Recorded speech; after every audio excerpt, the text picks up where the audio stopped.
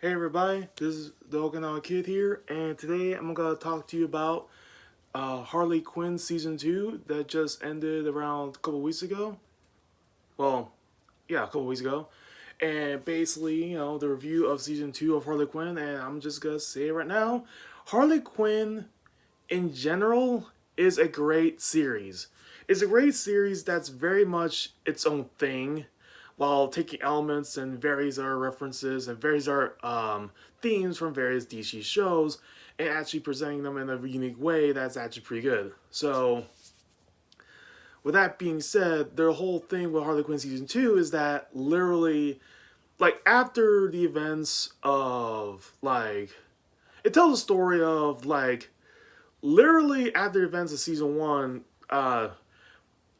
Gotham City is basically going through a crisis. It's being wrecked completely after Joker's tower fell, and more or less, like, the whole thing just, collapsed. The whole city collapsed, and more or less, Batman's missing. Joker's presumed dead, and basically, literally, the United States has been more or less closed off Gotham City, and it's Gotham City is on its own at this point. So it's very much adaptation of the No Man's Land story arc from the '90s. So literally, like No Man's Land, all of Gotham's surviving villains like Mister Freeze, the Riddler, the Penguin, Bane, and Two Face all form their own kind of coalition with each other and form the Injustice League.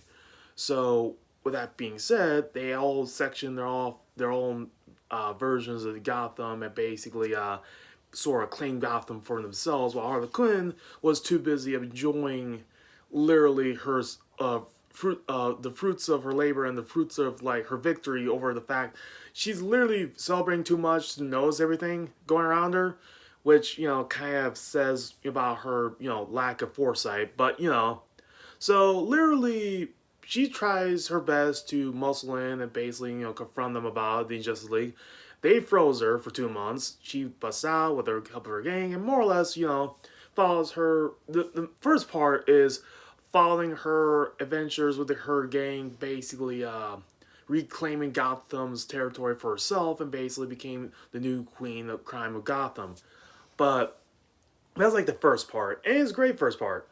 The second part is literally having Harley Quinn, after all the Injustice Gang stuff is Justice League stuff is over. She basically has to deal with the fact that literally she's wrestling with the whole, oh shit, I might be in love with my best friend, and I don't want to ruin my friendship, but I also want her to be happy, and Edea. It's very much this story is very much a queer romance in its form of a superhero story, or rather a supervillain story. So, for those who are not into that sort of thing, this is not probably the show for you. But, like, for those who are and really are into, like, Harley Quinn and Poison Ivy's relationship, it really delves into the whole psychology of both their mindsets when it comes to their relationship with each other, as well as the relationship around them and stuff. So, with that being said, let's just say that Harley Quinn did not handle her feelings very well in terms of her innate feelings for her soulmate, quote quote, Poison Ivy. Since Poison Ivy's dating Kite Man, and that sort of thing kind of makes things complicated. So literally, throughout the story, she's tried to bottle all her feelings up, which is a never a good thing.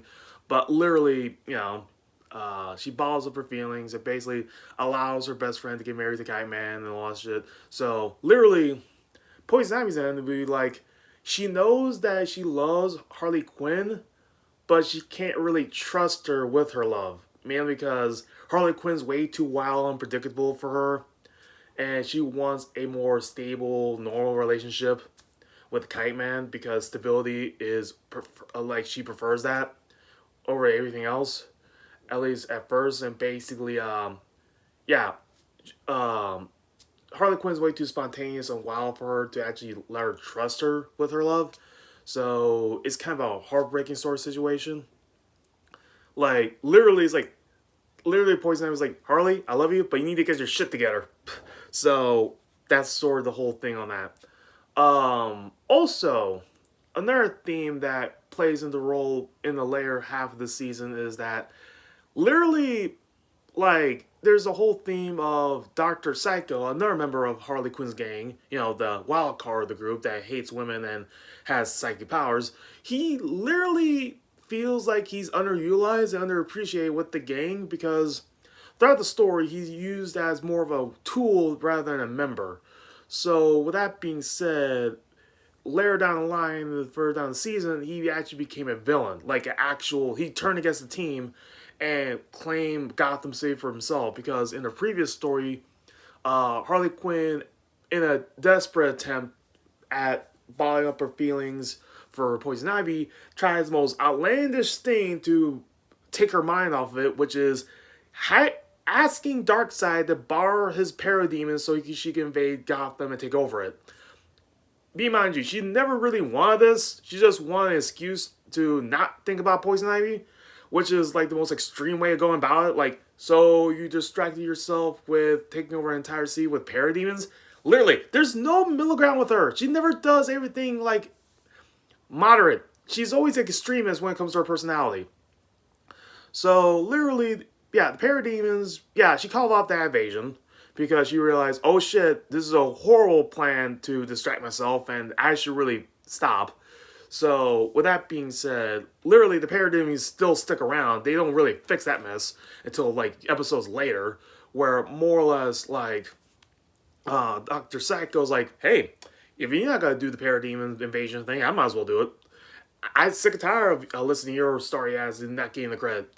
Literally, he gets fed up with Harley Quinn because, he literally gets any respect. I mean, he doesn't really deserve it, but you get the deal. So, with that being said, he teams up with the Riddler, who's one of the last surviving members of the Justice Gang, minus Two-Face and Bane. And more or less, literally, as the sea begins to go back to normalcy, he starts an invasion and basically betrays the team. And all the while, the Joker's arc is basically, he lost his memories. He went sane after that chemical bath he took in the first season, the end of the first season. And mainly, for the last couple of months, he actually went on a relationship with another, like, woman, like a normal woman, and basically being like a foster dad to her kids. Which, it's insane to think that the Joker of all people could find love, but here we are, I guess. Character development for the Joker, who knew? But also, other characters went through character development. Like, for example, Bruce, like, we get to see more of Batman in this series than ever, since we pick up with him also in the season, like, waking up from his coma after season 1 finale, and more or less like, what the fuck happened to Gotham? And literally, he's trying to get back into action, but he's nowhere near physically and mentally ready for that. So, in his absence, both Alfred and, Barbara Gordon, aka Batgirl, literally fills in the role of being Gotham's protector while he's incapacitated. So, he tries and fails to get back with an Iron Man-esque batsuit, but fails spectacularly when facing up against Bane, who's roided up ex-hell because literally he is being manipulated by Two-Face, who's basically playing Bane like a fiddle. So Bane's like, I'm sick and tired of people manipulating me. Ugh! So with that being said, Batman comes in way later after he gets all healed up.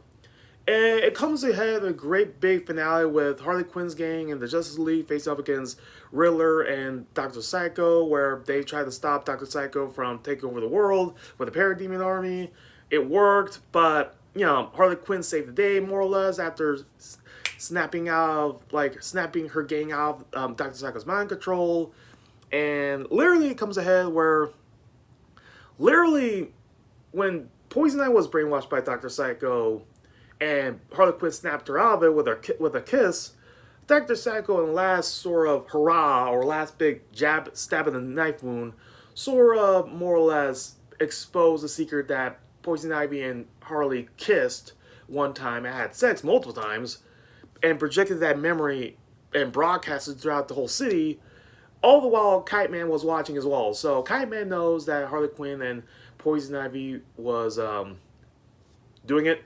And literally, the whole thing comes to a head during the wedding, where Kite Man kind of is like, fuck it, literally, I want to marry you, but you don't want to marry me, obviously, because you have feelings for someone else, and I am done taking the emotional punching bags for this. Like Kite Man actually grows a pair and literally has some more self-respect, and actually doesn't want to be toyed around with like Poison Ivy, emotionally anymore. So he left her at the altar.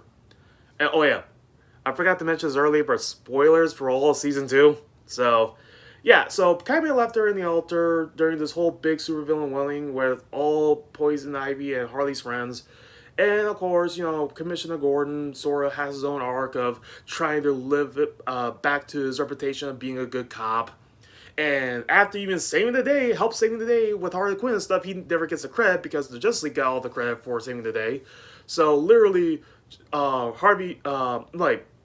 Jim Gordon basically got the idea from Two-Face that literally, if he stopped the wedding and arrested all the villains in Poison Ivy's wedding, he will be a hero again in the eyes of Gotham, which, ended up failing for him horribly because, everything went belly up because Harley Quinn caught wind of that idea. So the whole season kind of ends on a very bittersweet but happy note, where Kite Man left Poison Ivy, but literally Poison Ivy quickly realized that literally she loves Harley and Harley loves Ivy, and more or less they went off to get her off the sunset, during a big supervillain cop fight that kind of ruined the wedding, and more or less Thelma Louise it out of there. So this is possibly the end of the Harley Quinn series. Possibly it has been confirmed for a season 3, so this might be the end, which I'm all happy for because this series has been more or less a great superhero comedy that is great portrayal of Harley Quinn. I actually love this series. I actually like its Venture Brother-esque style of humor and world building, and I love the fact that each character has his own spotlight and has his own time to shine. Even Batman, who's basically like an antagonist almost in this series. But literally, I like this series and I love it, and I absolutely love DC animation. I hope they're having season 3 with this. Probably not, but who knows. But yeah, this has been Theokinawakid'S, and this has been my Harley Quinn review, and that's me, and this is me signing out.